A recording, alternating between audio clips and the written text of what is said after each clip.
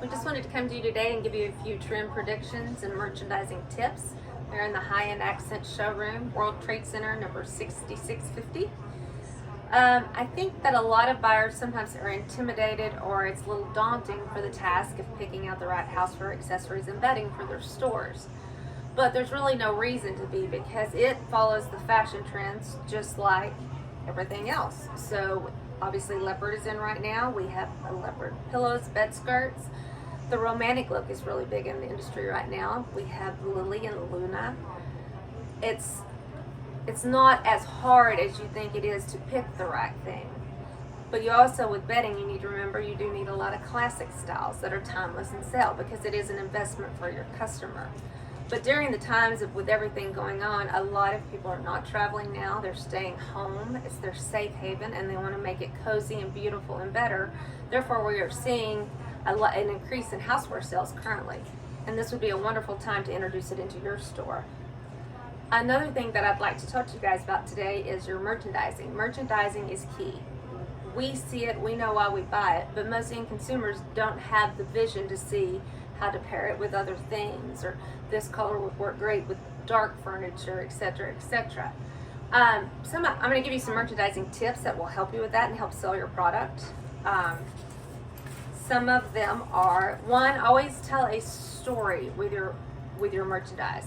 Let them feel the story, get involved in the story, and they want to be a part of the story. And it will increase your sales, because there's a lot of things they wouldn't think to add to the story, such as if you had bedding, put beside it picture frames that would go with it, candlestick holders, even clothing, leather pillows next to leather jackets, denim next to some of our indigo prints and our florals and more of our blue tones, which navy is a huge trend right now in housewares, as well as emerald green and blacks and golds. Mix it up within your store. It's called cross merchandising, and it will increase your sales.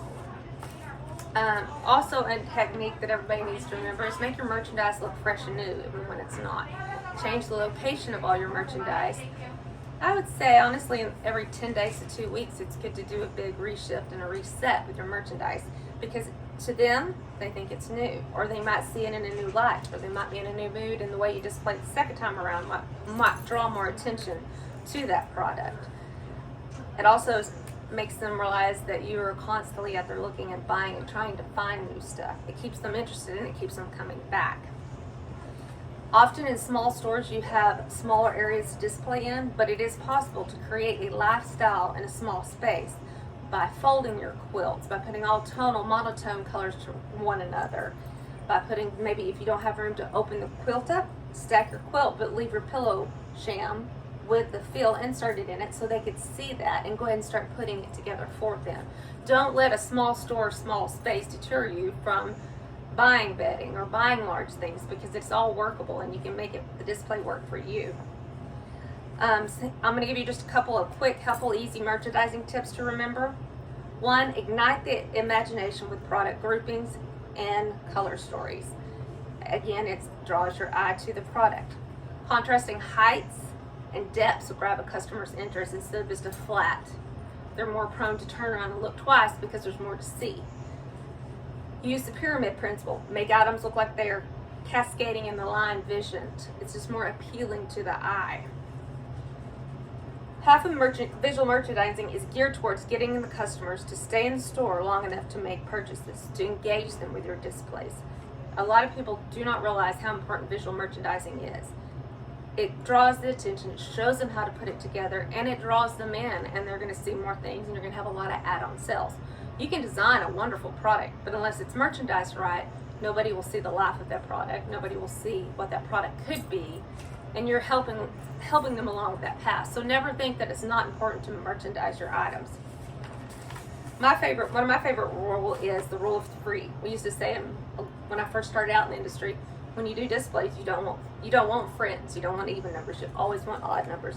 And there's something about using three, even if it's three of the same product stacked on top of each other. The rule of three. Your eye is drawn always to odd numbers, but more specifically 3 items.